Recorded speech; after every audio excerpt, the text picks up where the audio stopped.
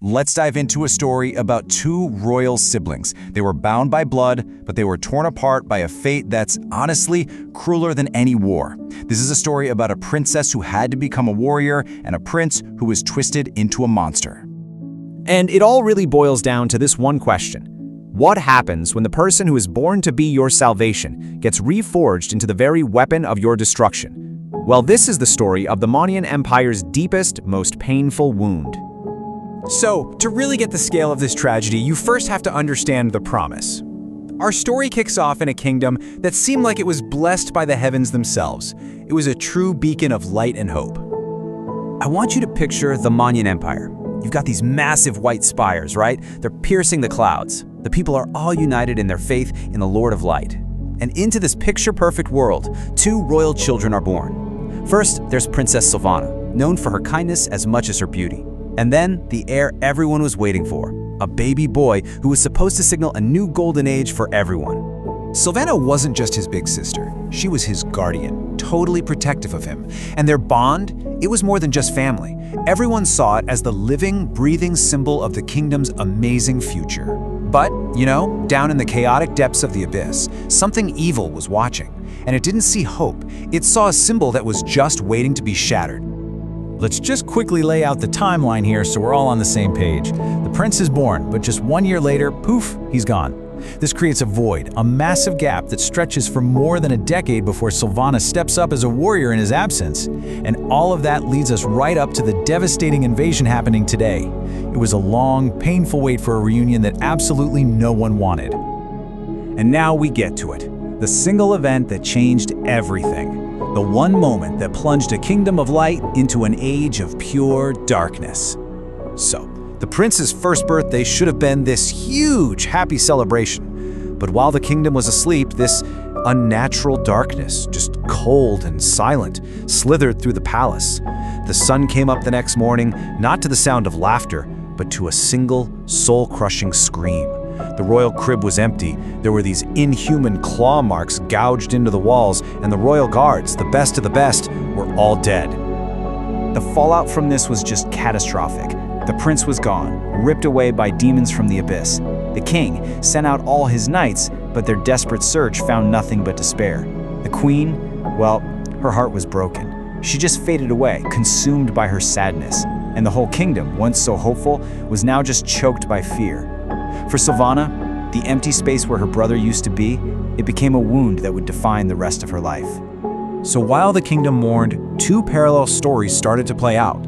Two siblings, both shaped by the same tragedy, but now being forged on completely opposite sides of this eternal war. And just like that, their paths were set, going in two totally different directions. Silvanna, she took her grief and she hammered it into this unbreakable resolve. She became a holy warrior, the kingdom's shield. Her brother, though, he was thrown into the hell that is the abyss. There he was tormented, brainwashed, until he became a weapon for the very demons that stole him. Light versus dark, born from the exact same devastating loss. And listen, this wasn't just some simple corruption. This was a systematic, brutal process. He was forced into these endless, bloody fights just to survive. The demon queen, Alice, she whispered poison in his ear, twisting his reality, making him believe his own family had just callously abandoned him.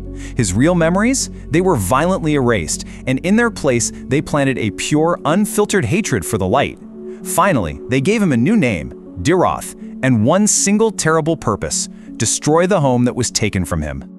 Meanwhile, Silvanna refused to just be a victim of her sadness. She swore she would find her brother herself, that she would pull him back from the darkness. She gave up her royal title and went through training that was designed to break the strongest of men, pushing her body and her spirit to the absolute limit. Her will was so strong, so unwavering, that the holy light itself actually answered her call, filling her with its divine power. She didn't just become a knight, she became the Imperial Knightess, the leader and protector of her entire nation. Years went by. Silvanna became a living legend, a symbol of hope in a kingdom that was still shadowed by sorrow. And down in the fiery depths of the abyss, the weapon they had so cruelly forged was finally ready to be unleashed on an unsuspecting world. And then it happened. This apocalyptic wave of demons, just a sea of claws and fangs, it poured out from the shadows, crashing against the borders of the Moniyan Empire. It was an invasion on a scale you just can't imagine. But this wasn't some mindless horde. At the very front of this army of nightmares was a single figure, a living spearhead, just radiating pure abyssal power. He tore through the Empire's defenses with this terrifying, almost casual ease. The Imperial Knights, the pride of the Empire, they were completely overwhelmed. They were forced all the way back to the capital in a desperate last stand. And as the leader of this invasion smashed through the sacred gates of the Imperial Sanctuary, his face was finally revealed. The reunion Silvanna had prayed for her entire life had arrived. As her worst nightmare, the lost prince was home, and he brought hell with him. So here we are, at the very heart of the Moniyan Empire. Two destinies that were forged in light and shadow are about to collide in a battle that will decide the fate of an entire kingdom. Can you just imagine that moment? Silvanna, the shield of her people, comes face to face with the monster her brother has become. She's searching his eyes, desperately looking for just a flicker of recognition, any sign of the little boy she loved. But the eyes that met hers, they held nothing. Nothing but a cold, bottomless hatred, a chilling emptiness where a soul used to be.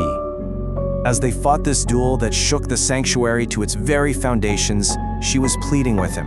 Her voice was breaking as she cried out his name, just begging him to remember. But the boy she knew was long gone, buried under years and years of lies and torment. And his response was like a dagger to her heart.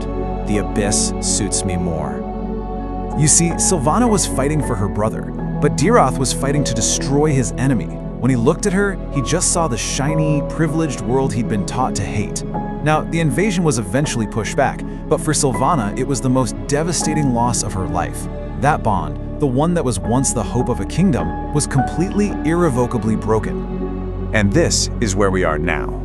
Silvanna stands as a pillar of the Empire, the living embodiment of its light, while Dyrroth remains a loyal prince of the abyss, a living weapon, a constant threat just waiting in the shadows to strike again. Their tragic conflict has become the main event in the endless war between light and darkness. And that leaves us with one final haunting question. The next time these two siblings meet on the battlefield, what's it gonna be? Is the sister's unwavering hope finally going to bring salvation?